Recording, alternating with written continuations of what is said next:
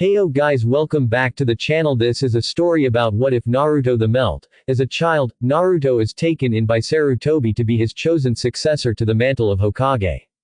He develops a bloodline long thought lost to the world and learns along the way that, though he may be hated for his demon, his will of fire will burn brightly. And let's see what changes will come to the Naruto verse. Before we start, don't forget to give a like and subscribe to this channel for more what ifs, and check the description for the creator of this great fanfic. So let us start.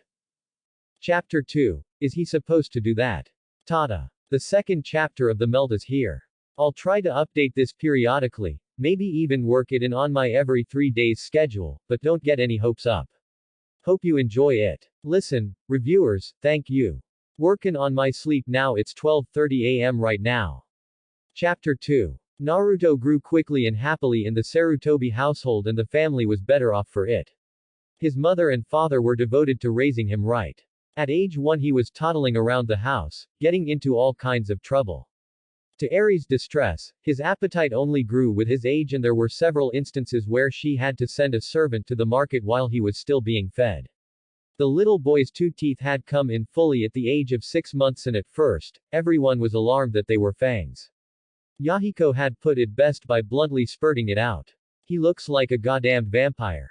Sarutobi could only guess that it was part of the influence of having the Kyuubi sealed within him, a defense mechanism that, even while he was still technically defenseless, if someone stuck a finger near his mouth they'd be pulling back a punctured digit. The boy had quite the jaw power for a babe. Year 2 saw the bundle of perpetual energy running the entire Sarutobi compound ragged. If he didn't want to be caught, he wasn't going to be caught. He didn't sleep, he took power naps and then was back on his feet. By then he had gotten all of his teeth and was eating solids, creating an even larger food bill.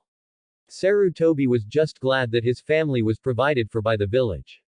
If they were to ever wonder why his food stipend was so large, they'd be outraged. The boy ate like a horse, and what pocket dimension he stored the food in was beyond the aging Hokage. In his 3rd year he had begun to meet the other children of the clans.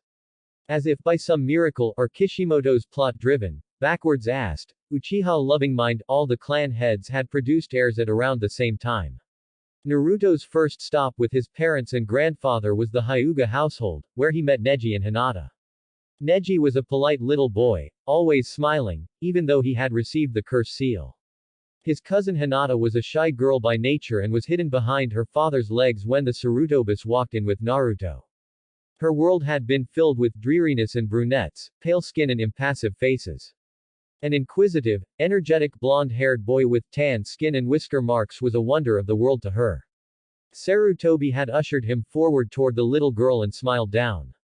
"Go on, tell her your name." The blonde had smiled, showing off his fangs and making the little girl cock her head in awe. It was like the sun had walked in. "Naruto. Who are you?" She had looked down at the ground, finding her toes very interesting at the moment. Hinata. Quote. Neji had approached him as well, out of curiosity. Hizashi had tried to catch him, but he was already too far gone. Naruto saw the boy approaching and turned to him with a million-watt smile. "Who are you?" "I'm Neji." Naruto squinted his eyes and pointed at Neji's bandaged forehead. "Boo boo. No." Naruto grinned again and latched onto Hinata's hand. "Wanna pee way?" Sarutobi chuckled as the three toddled outside, throwing a ball back and forth. Hizashi attempted to apologize for Neji's abruptness, but was stopped by Hiyashi. "Let them be children for a while, Hizashi. It won't be long until we won't be able to watch them play." To say Hizashi was stunned, was an understatement. His brother was usually cold toward him and Neji. He'd expect worse. Sarutobi just smiled. Naruto had that effect on people. The other children were just as easy to get along with. Kiba was just as energetic as Naruto, and the golden-haired child loved going to the Inuzuka compound to play with the dogs. He'd vehemently decreed that he wanted a ninkin, but Sarutobi told him no. The boy had pouted for a solid week until his grandfather whacked him over the head with a rolled-up newspaper and told him to be a big boy. The Ibarames were another interesting group to him. Shino didn't talk much, but Naruto did enough blabbering for both of them. The bug users were always happy to have him over, especially since he sometimes brought them bugs he'd found. The Ino Shika Cho trio were usually found together at one house or another. They loved having Naruto around. He was naturally inquisitive and Shikamaru found him a natural for board games, even if they were child games. Choji was ecstatic to find someone who ate as much as he did. Ino was happy to have another boy to boss around. She enjoyed being the queen bee. Naruto's fourth year found a few changes in his carefree life however. Hazashi, a man he had come to like immensely, was gone not long after he had met him. He had sacrificed himself to save his village and family and several changes had occurred in the Hyuga family as a result. Neji, for one, had become introverted and never wanted to play anymore. Hinata had become shyer because of the pressure put on her, but whenever Naruto was around, she would perk up. He was her best, and only, friend in the world and he never ceased to cheer her up. His other friends didn't have as much time to play anymore either, as their parents began to inundate them into their clan's jutsus and training regimens. The last time he had seen them all was at a party to celebrate his grandfather's birthday. Imagine his surprise when, the day after his fourth birthday, his grandfather appeared before him, not with his usual kind smile, but that of a man on a mission. Come with me Naruto. Your training for your future begins today. I've waited long enough. Naruto stood and followed his grandfather without question. Once they were on the grounds behind the house, he felt compelled to ask why they were out there. Sarutobi sighed heavily and knelt down to eye level. There are several truths that I will have to share with you at some point Naruto, but I can't right now. You're simply too young for what I have to tell you. However, that does not mean I won't start preparing you for the task I have set for you. What am I going to be doing? I'm going to train you to be a Hokage, Naruto. I'm going to train you to take over my job when I'm done. Naruto's eyes went wide. He didn't know what all his grandfather did, but he was a widely loved and respected man. Everywhere they went, people bowed and spoke in reverent tones to the man. He couldn't do whatever the man did. He wasn't good enough. Sarutobi saw the doubt in the young boy's eyes and grabbed him by the shoulders. I know you're young Naruto and you want to play with your friends, but this is a task you were chosen for. There is no one else more qualified to lead this village after my time is up. I know you can do it Naruto and I'm going to help you. The little blonde gave his grandfather a solemn look of determination and grinned. Don't worry. I won't let you down. I'll do whatever you need me to do. Sarutobi smiled and stood back up. He had a rough time ahead of him. That's good to hear Naruto. Now, tell me, what do you know about being a ninja? Naruto's eyes lit up. Ninjas are really cool. They can do all kinds of stuff and they're really strong. Quote. Ah. And who do you think is the strongest ninja in this village? Naruto put his finger to his chin and thought for a moment. I dunno. I really don't know. Quote. Sarutobi chuckled and patted the boy's head. I'm the strongest ninja in this village Naruto. Naruto stared up at Sarutobi, completely baffled. But you can't be the strongest. Well, you know. Sarutobi held in his laughter, already knowing what was going to be said. I'm what? Naruto shrunk in on himself, trying to will himself smaller. Old. Yes, I'm old, but that doesn't make me any less strong. With age comes wisdom, and while I'm not as physically strong as I was when I was younger, I have years of experience and cunning to draw on. I'm strong because of my mind, not my body. Gigi, can you teach me to be strong? Hi, I can. And we'll start today. I want you to put on this suit and we'll get started. Quote. Naruto grunted as he shrugged on the bodysuit. It's heavy Gigi. I know. That's a weighted bodysuit designed to improve your muscles. We'll work on your body during the day and your mind at night. Now hop to it and give me 10 laps around the yard. As Naruto struggled around, adjusting to his new weight, Sarutobi was having a mildly heated discussion with Eri. He's too young for this father. He's only 4, he doesn't need to be learning everything you're going to teach him at this age. He needs to start now Eri. The sooner I start the sooner we can have a Hokage that can protect this village and put an end to all the petty and squabbling of the council and people. Quote. But he's so little. Look at him struggling. He's not ready. The old Hokage sighed and rubbed the bridge of his nose. Eri, I love you like my daughter, but we've been through this several times since he turned 2. He needs to start now, while his mind is young and malleable. His face turned grim and Eri felt a little bit of fear. This was no longer her father-in-law, this was the professor. His life will not be an easy one. We've given him a home and love, Yes, but outside these walls is an ugly, dirty, hate-filled world. I want him to be ready for that, especially when I turn the evidence of his birth over to the public. His mother and father had many enemies within the village as well as outside our walls. He has to be able to protect himself and strike down those who would do him or this village harm. Quote. His gaze softened a bit and his age began to show a little more. It wasn't supposed to be like this, you know. I'm not supposed to be Hokage, and he's not supposed to be an orphan. His father was supposed to be teaching him right now, in between running a village and dealing with the neighboring villages. He was supposed to learn about his family from his parents' mouths, not from a dusty scroll or a surrogate grandfather. But either way, he is destined for bigger things than you or I could imagine.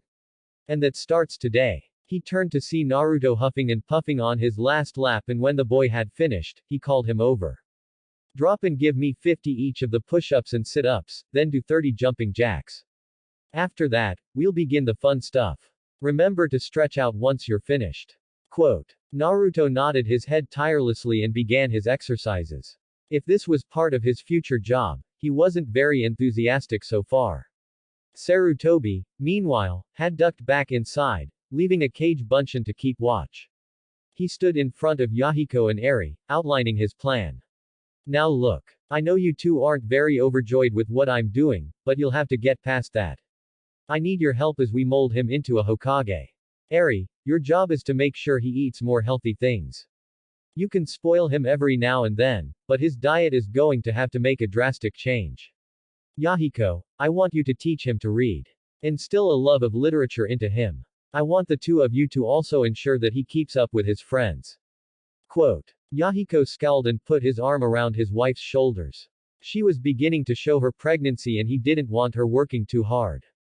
By instill, you mean force. I don't like this, Dad.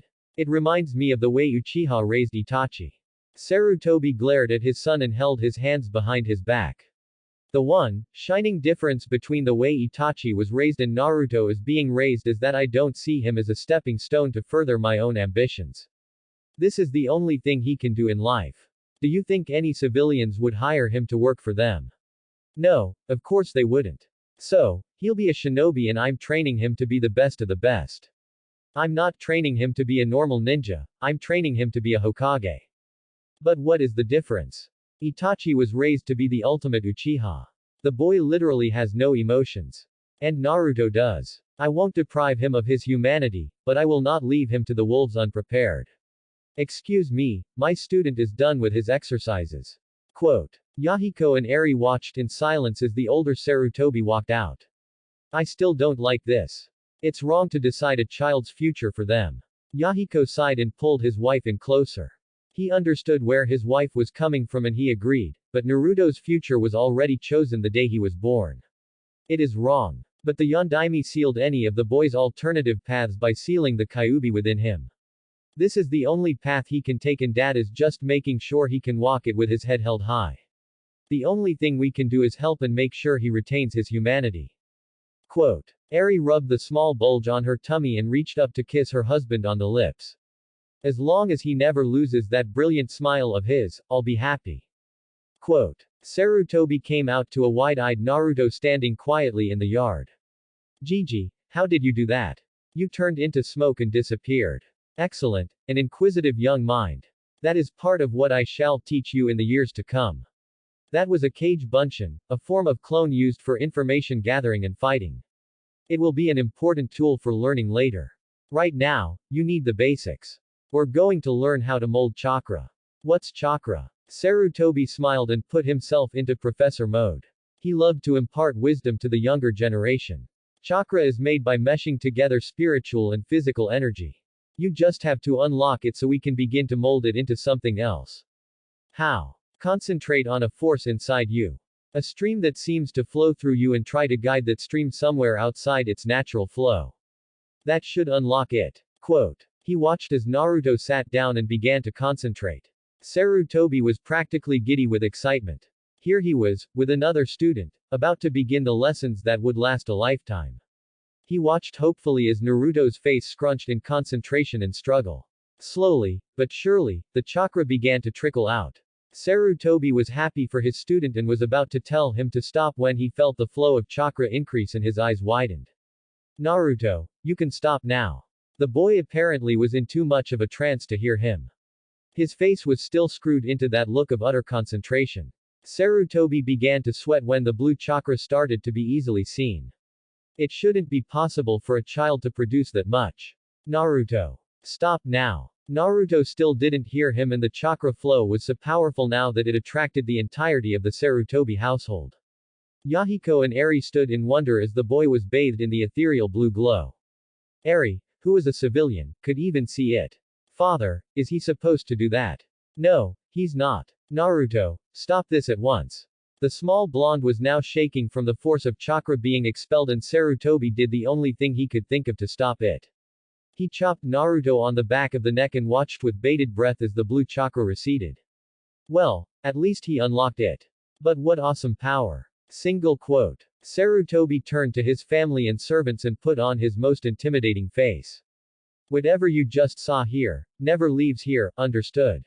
Aoi, despite the fact he might get in trouble, decided to ask the unspoken question.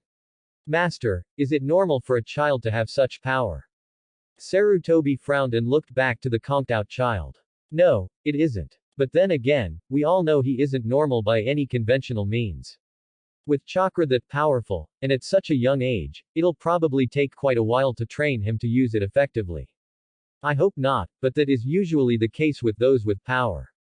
Quote. Yahiko picked his son up off the ground and started back toward the house. I think that's enough physical training for today, Dad. I'll start him on some history and theory tonight. Quote. Sarutobi smiled and cracked his aching back. Yes, that might be an ideal thing for today. I have a few things to tend to at the tower. Tell Naruto we'll start again tomorrow. Quote. Naruto had not been happy with his schedule of learning. He remembered letting his chakra go and it flaring wildly out of control as he tried to rein it in. He remembered getting chopped in the neck, and he remembered getting fussed at by his mother once he awoke. He remembered reading about the history of Konoha and starting on a book of jutsu theory with his father, which he found utterly boring. His father had bopped him over the head with a book and told him that he needed to know this. When asked why, a contemplative look came over his face. Because knowledge is power, Naruto.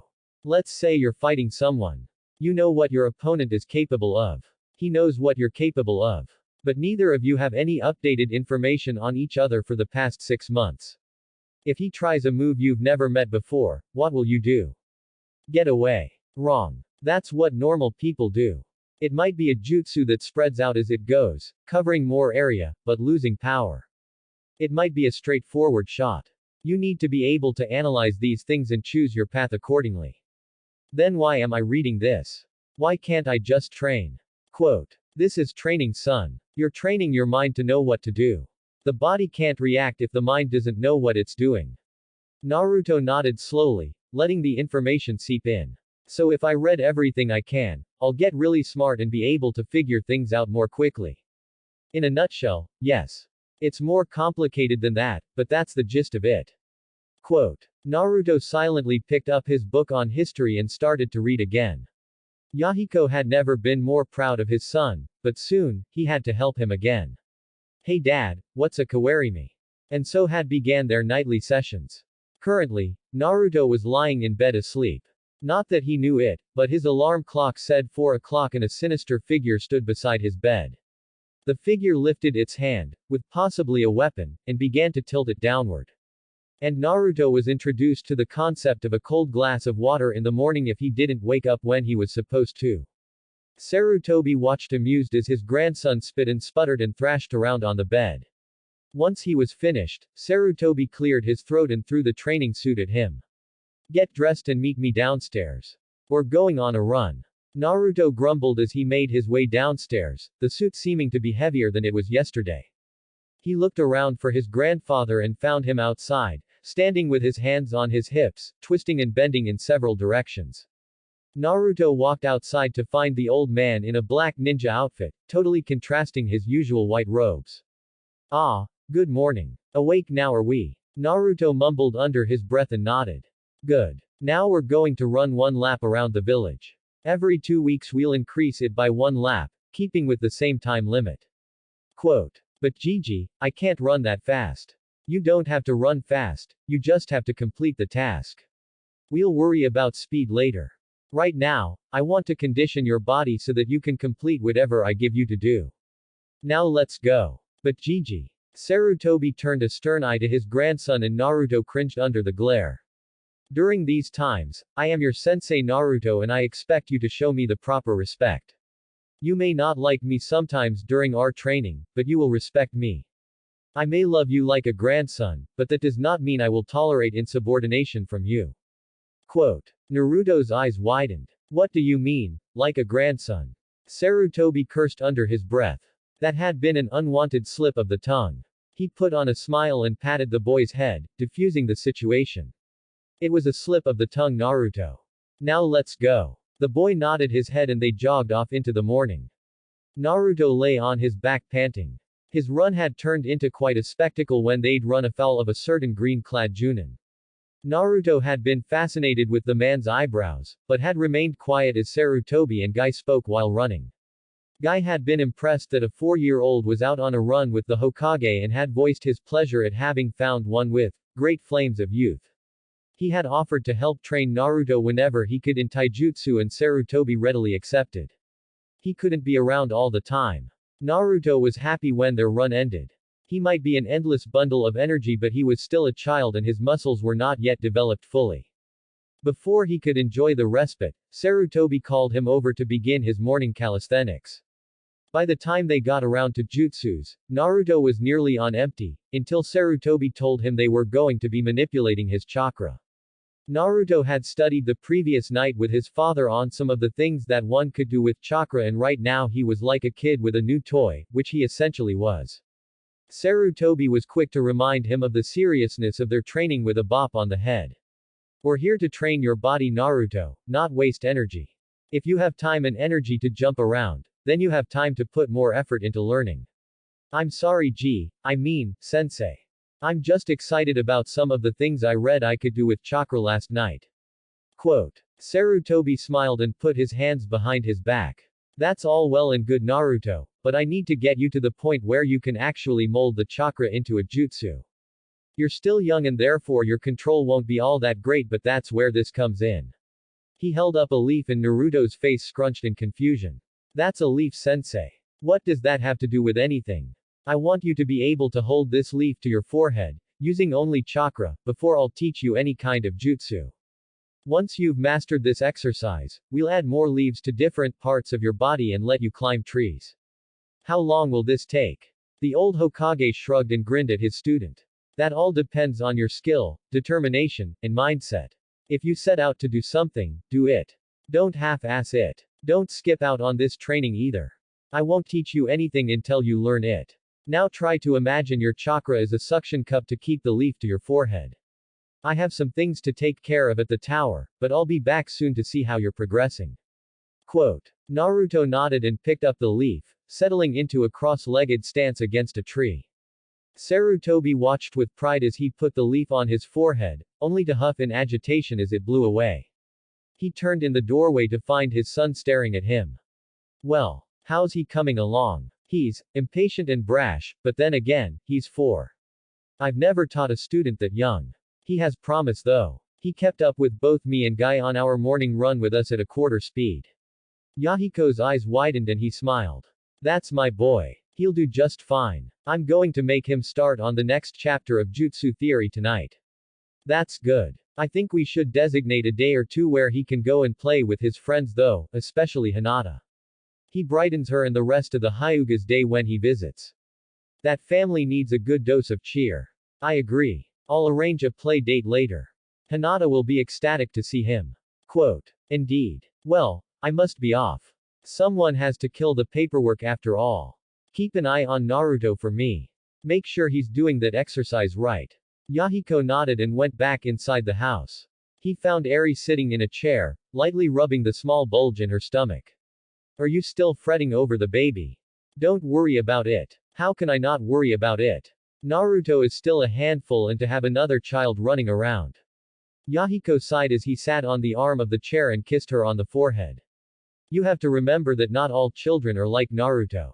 This one will be a cakewalk compared to him when he was a baby. It won't eat as much, hopefully. Quote. Sarutobi sighed as he walked back through the gates of his home. He had taken longer than he thought and had missed the rest of Naruto's training. He regretted that, but knew the boy would understand. He was thoroughly surprised to find that Naruto didn't greet him at the door.